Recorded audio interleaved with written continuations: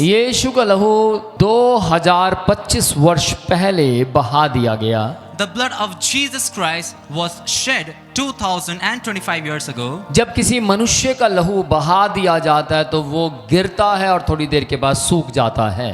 When the blood of any person is shed, it falls on the ground and after that it dries up. लेकिन मैं आपको बोलना चाहता हूँ, जैसे ही यीशु मसीह का लहू बहाया गया But I want to tell you something. When the blood of Jesus Christ was shed, और यीशु मसीह ने कहा कि मैं तुम्हारे लिए अपने लहू को बहाता हूँ, and the Jesus Christ said that for you I shed my blood, और जैसे ये लहू हमारे लिए बहाया गया, and when this blood was shed for us, तो जब तक हम जिंदा हैं तब तक हमें यीशु का लहू जीवित दिखाई देता रहेगा। so until we are alive, we will be able to see the blood of Jesus Christ alive. यदि हम आत्मा में जिंदा नहीं है तो हमें यीशु का लहू जिंदा नहीं दिखाई देगा। If we are not alive in the spirit, we will not be able to see the blood of Jesus Christ alive. लेकिन यदि हम जीवित हैं But if we are alive, तो हमें यीशु का लहू भी जीवित दिखाई देगा। we will see the blood of Jesus alive. Praise the Lord. Praise the Lord. इब्रानियों 9वां अध्याय की 14 आयत में परमेश्वर का वचन क्या कहता है? What does the word of God says in Hebrews chapter 9 verse 14?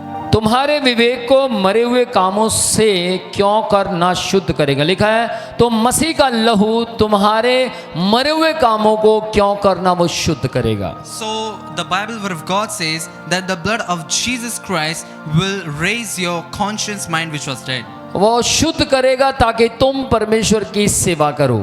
He will cleanse your mind so that you can work for the Lord. याद रखिएगा, अगर आप परमेश्वर के काम को किसी अच्छे तरीके से नहीं कर पा रहे हैं तो आपके काम मरे हुए हैं। Always remember, if you're not able to attain the work of God in a proper way, it means that your works are dead.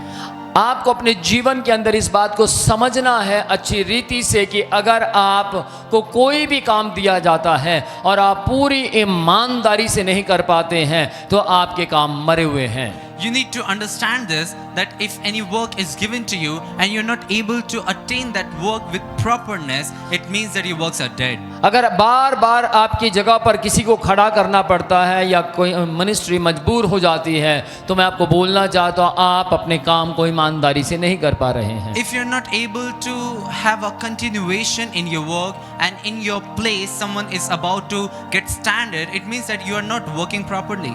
लेकिन यीशु मसीह कहता है तुम्हारे काम मरे हुए हैं, मैं इन सारे मरे हुए कामों को हटाकर तुम सबको शुद्ध कर देना चाहता हूं। But the Lord Jesus Christ said that your works are dead, and I want to remove all these dead works and I want to cleanse your mind. यदि आप सही तरीके से परमेश्वर के वर्क को नहीं कर पा रहे हैं, If you're not able to do the work of Christ properly, अगर आपको लगता है कि मैं पीछे रह गई या रह गया हूं, if you think that you are so back, अगर आपको लगता है कि मुझे भी परमेश्वर के काम को चाहे पोछा ही लगाना क्यों ना हो मुझे ईमानदारी से करना है, if you think that I want to do every work of God with full trust, पर आप कर नहीं पा रहे हैं, but you're not able to do that, आप कहते हैं कि मुझे एवरी संडे परमेश्वर के घर में जाना है, ये भी एक कार्य है, you say that I want to go to the house of the Lord every Sunday, this is also a work, लेकिन आप कर नहीं पा रहे हैं। but you're not able to attain it. आपके परिवार में कोई ऐसा सदस्य है जिसको चर्च की कोई बात पसंद नहीं आती और वो कहता मैं चर्च नहीं जाऊंगा, इसका मतलब ये है कि उसके काम मरे हुए हैं। There might be a member in your family, he says that I don't like the talks of the church and I will not go to the church. It means that that person's works are dead. लेकिन मैं आपको बोलना चाहता हूँ, यदि आप कहते हैं कि परमेश्वर मैं करना चाहता हूँ तो परमेश्वर का वचन कहता है, यहाँ क्लियर लिखा है कि तो मसीह का लहू तुम्हारे विवेक को मरे हुए कामों से क्यों कर शुद्ध ना करेगा ताकि तुम जीवित परमेश्वर की सेवा करो। So the Bible word of God says, how much more will the blood of Christ cleanse your conscience from dead works so that you may serve the living God. यीशु मसीह आपसे ये नहीं कह रहा है तेरे काम अच्छे नहीं है, तू मरा हुआ है, तू चला जा। Jesus Christ is not saying to you that your works are dead, your works are not good, you go away. यीशु मसीह ये कह रहा है तेरे काम मरे हुए हैं, तू अच्छा नहीं है, मैं तुझे जिंदा काम करने वाला बनाऊंगा। But Jesus Christ is saying instead that maybe your works are dead, but I will make you a person whose works will be alive. मैं तुझे भगा नहीं रहा हूं, मैं तुझे बुला रहा हूं। I'm not deriving you away, but I'm calling you back. Praise the Lord. Praise the Lord. यीशु का लहू the blood of Jesus चुप नहीं होता, does not become silent. यीशु का लहू बोलता The है। blood of Jesus speaks. और क्या बोलता है? And what does it speaks? अगर आप उत्पत्ति 4 अध्याय उसकी 10वीं आयत को पढ़ें If you read Genesis chapter 4 verse 10, तो वहां पर हाबिल का लहू बोलता है, there we find the blood of Abel speaks. और हाबिल का लहू सिंगल बोल रहा है, And the blood of Abel is speaking single. वो नॉर्मल बोल रहा है, He's just speaking normally. और वो धर्मी था, परमेश्वर का जन था, इसलिए जमीन उसकी गवाही देती थी। And Abel was righteous. He was a man of God. And that's why the ground is giving its testimony. लेकिन जो बात हाबिल का लहू बोल रहा है उससे किसी को जीवन नहीं मिलेगा। But the thing that the blood of Abel is speaking, no one will get the life. हाबिल के लहू में से आवाज नहीं आ रही थी, लिखा है हाबिल का लहू जमीन में से बोल रहा था। So the blood of Abel was not speaking, but the blood of Abel was speaking out of the ground. और परमेश्वर ने कैन से कहा, तेरे भाई का लहू तेरे विरुद्ध में जमीन से बोल रहा है। And God said to Cain, Abel's brother, that your brother's blood is speaking against you from the ground. लेकिन अगर आप इब्रानियों 12वां अध्याय उसकी 24 आयत को पढ़ें But if you read Hebrews chapter 12 verse 24, तो वहां लिखा है कि यीशु का लहू हाबिल के लहू से भी उत्तम बोलता है। but here the word of God says that the blood of Jesus speaks much more better things than Abel's blood. क्या कहता है यीशु का लहू? What does the blood of Jesus speaks? आप गौर कीजिए, हाबिल का लहू क्या कहता था और यीशु का लहू क्या कहता है। You pay attention towards it. What does the blood of Abel speaks and what does the blood of Jesus speaks? यीशु का लहू कहता है, तू दोषी नहीं है, तूने मुक्ति पाई है। The blood of Jesus speaks that you are not guilty, but you have got set free from the condemnation. तू पापी नहीं है, शुद्ध किया गया है। You are not a sinner, but you have been cleansed. तू अकेला नहीं है, तू अपनाया गया है। You are not alone, but you have been adopted. ध्यान से सुनिएगा, यीशु का लहू बोलता है, Listen carefully. The blood of Jesus speaks. तू अब पाप से स्वतंत्र हो चुका है, You have been set free from the sins. तू बचाया जा चुका है, You have been saved. तूने यीशु के लहू पर विश्वास किया है, इसलिए यीशु का लहू तेरे पक्ष में बोलता है। You have believed on the blood of Jesus. That's why the blood of Jesus speaks for you. यदि हम पहला यूहन्ना पहला अध्याय उसकी 7वीं आयत को पढ़ें If you will read 1 John chapter 1 verse 7, तो लिखा, यीशु का लहू हमें सारे पापों से शुद्ध करता है। the Bible word of God says the blood of Jesus cleanses us from all sin.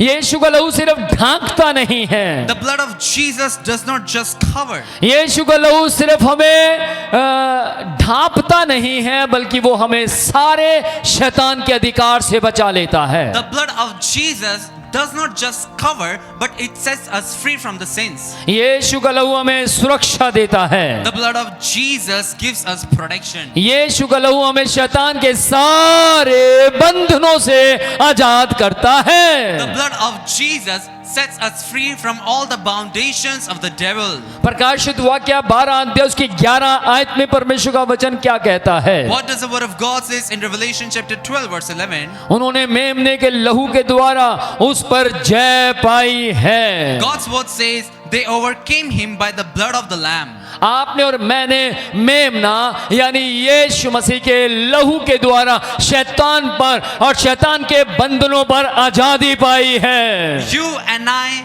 have got the victory over devil and the foundations of the devil through the blood of the lamb. इस संसार के अंदर शैतान जो उसका सरदार है, उसका हम पर कोई कानूनी अधिकार नहीं है। In this world, the devil does not have any authority over us. वो हमसे जबरदस्ती अपना काम नहीं करवा सकता, He cannot get his work done through us. लेकिन यीशु का लहू हमें शुद्ध करता है, इसलिए हम अपनी मर्जी से यीशु का काम कर सकते हैं। But the blood of Jesus Christ cleanses us, and that's why by our own will we can attain, we can go, we can do the word of God.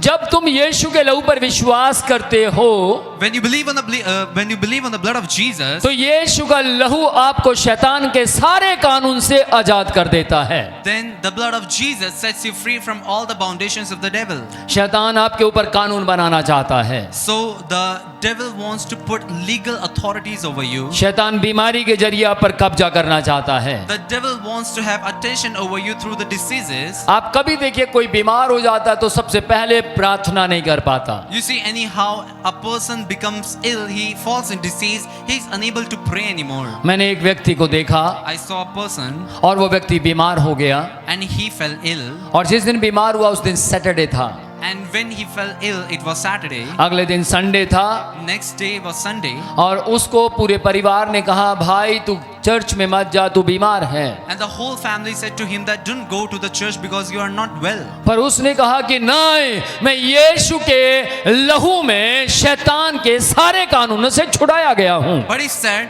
that through the blood of Jesus Christ I have been set free from all the legal authorities of the devil. इसलिए अगर मैं घर में बैठ जाऊंगा तो शैतान खुश हो जाएगा। Therefore if you will sit in my home, the devil will be so happy. बीमारी का मुझ पर कोई अधिकार नहीं है। Diseases do not have any authority over me. उसके माता पिता ने कहा बीमारी शैतान की है, ये कैसे पता लगा? So his parents asked that how do you know that the diseases are from the devil? उसने कहा मम्मा मेरी बाइबल कहती है कि बीमारी को खुदा ने नहीं बनाया। He said, Mother, my Bible says the Lord has not created the diseases. बीमारियों को शैतान ने बनाया है। The devil has created the diseases. इसलिए अगर मैं घर में रह गया तो शैतान खुश हो जाएगा, उसका प्लान सफल हो जाएगा। Therefore, if I will stay in my home, the devil will be so happy, his plan will be successful. और उसकी मम्मी कहती है अगर तू चर्च चला गया तो क्या होगा? And his mother asked that what if you will go to the church, what will happen? उसने कहा तो शैतान को पता लग जाएगा कि मैं तेरे कानून में नहीं,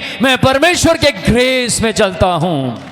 He said that then the devil will know that I do not walk in the legal authorities of the devil, but I walk in the legal authorities of the Lord. Church आपके हालात आपको church में आने से नहीं रोक सकते। Church, your circumstances, your situations cannot stop you from coming to the church. क्योंकि आपके हालात शैतान ने बनाए हैं, लेकिन आपके हालातों को पूरी तरह से बदल देने की ताकत यीशु के लहू में है। If your circumstances have been created by the devil, but the blood of Jesus Christ has the power to change them. आपके हालातों को बदल देने की सामर्थ मेमने के लहू में है। The blood of the Lamb has the power to change your circumstances. आप पाप के हालातों में थे, You were in the situations of the sin. आप दोष के हालातों में थे, You were in the situation of the accusation. आप सुसाइड के हालातों में थे, You were about to commit suicide. आप बीमारी के हालातों में थे, You were under the foundations of the diseases. आपको कैंसर के हालातों ने पकड़ लिया था, The situations of the cancer grabbed you. आपको डायबिटीज के हालातों ने पकड़ लिया था, The diabetic problem grabbed you. आपको शराब के हालातों ने पकड़ लिया था, The alcoholism situation grabbed you. पर यीशु का लहू आप में आया But the blood of Jesus came in you. और यीशु के लहू ने आपको सारे शैतान के कानूनों से आजाद कर दिया। And the blood of Jesus set you free from all the foundations and situations of the devil. यीशु का लहू आपको बचाता The blood है of Jesus saves you. और यीशु का लहू आप पर विश्वास लाता है And the blood of Jesus brings a faith on you. और विश्वास के जरिए जैसे आप यीशु के नाम पर, यीशु के लहू पर विश्वास करते हैं, आप शैतान के बंधन यानी उसके कानून से आजाद हो जाते हैं। And when you put a trust on the blood of Jesus Christ through the faith, you get set free from all the foundations of the devil. यीशु का लहू बोलता है कि तुम बंधनों से छुड़ाए गए हो। The blood of Jesus speaks that you have been set free from the foundations of the devil. यीशु का लहू आपकी ओर आवाज देकर कह रहा है मैंने तुम्हें नरक से स्वतंत्र किया The है। blood of Jesus is giving a voice to you that I have set you free from the foundations of the hell. नरक आप पर अधिकार नहीं है, The hell does not have authority over you. नरक आपके लिए बनाया नहीं गया है, The hell has not been created for you. नरक का दरवाजा,